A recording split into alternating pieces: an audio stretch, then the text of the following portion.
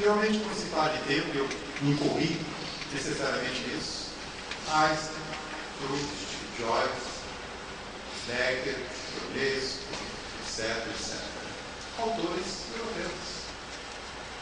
Uma certa cultura que paira sobre o que talvez seja a nossa cultura brasileira ou latino-americana. Então, me pergunto, existiria um tempo brasileiro?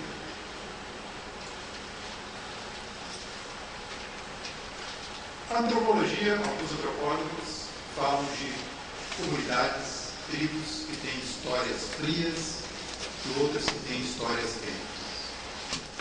Alegando por isso que as comunidades com história fria seriam aquelas onde pouca coisa, digamos, sucede. Ao passo que as histórias quentes seriam recheadas de fatos e eventos. Estariam muito mais próximas da chamada civilização do que da vida primitiva. Frio, ausência de quantidade. Quente, qualidade. Haveria um tempo americano, um tempo europeu? Haveria tal tempo, já que existe um outro espaço. Um espaço europeu e um espaço americano.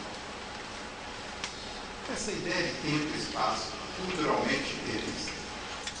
No Japão, os mapas do mundo, as salas de aula, são diferentes dos mapas que nós temos nos nossos colégios, porque lá o Japão não está na margem do globo. O mapa japonês do Japão está no centro do globo terrestre. Localização no tempo e no espaço. Pois bem,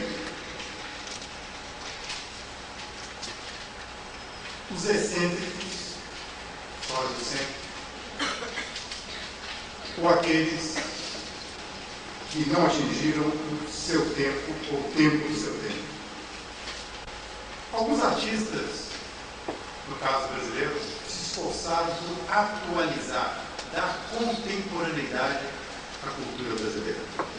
Zé de Alencar, quando fez todos os seus romances descrevendo o gaúcho, o sertanejo, o índio, as festas na corte, tentou mapear o espaço brasileiro para resgatar um certo tempo brasileiro. O modernismo brasileiro fez isso, mas na verdade é o grande autor que contemporaneizou, digamos assim, a cultura brasileira. O romance nordestino, o romance que soma Érico Veríssimo, com Jorge Amado, Raquel e Graciliano, etc., mapeou o espaço brasileiro para atualizar a cultura e a consciência desse país.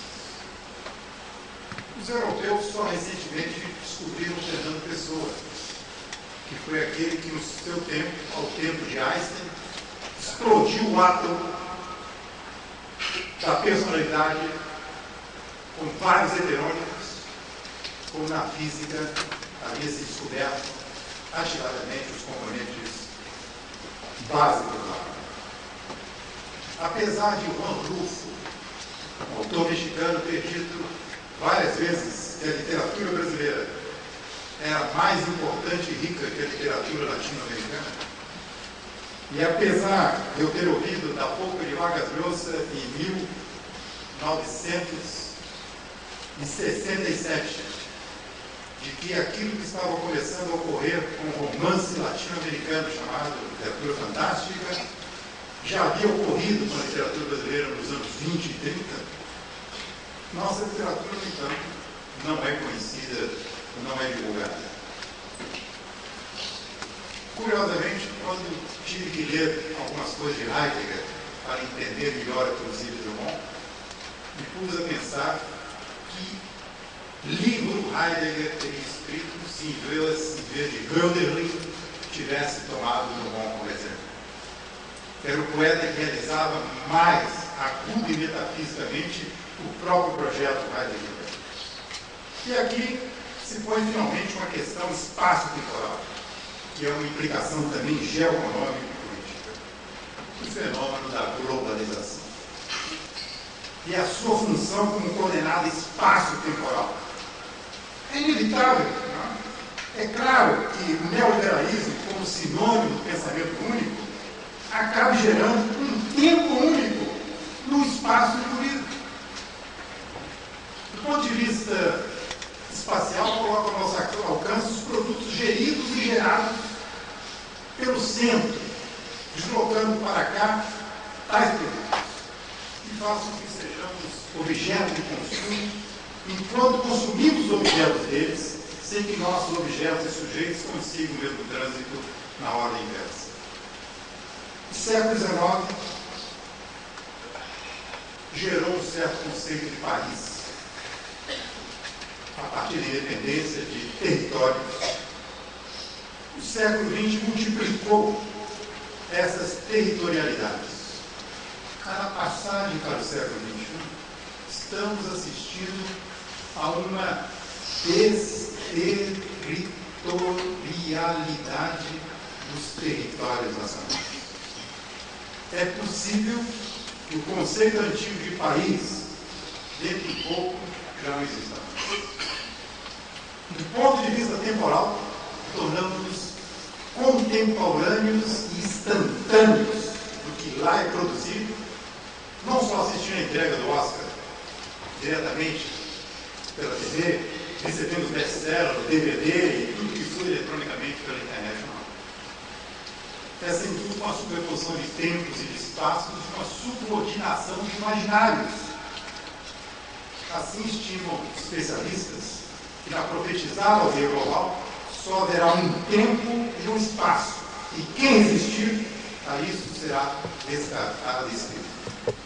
Isso, é claro, até que mudemos de novo o nosso conceito de tempo e de história. Se possível, para um outro modelo, que nos dê chance de existir tanto temporal quanto espacialmente com a nossa individualidade possível. Até que isso ocorra, melhor mesmo é finalizar retomando o pensamento implícito em tudo que eu disse, mas algo que um poeta barroco, padre chamado Frei Antônio das Chagas, disse num clínico, impecável e magistral poema sobre o tempo. Deus pede escrita conta do meu tempo, forçoso do meu tempo que já dá. Mas como dá sem tempo tanta conta, eu que gastei sem conta tanto tempo? Para ter as minhas contas feitas a tempo, dado-me por tempo e não fiz conta. Não quis sobrando tempo fazer conta. Hoje quero fazer conta e falta tempo.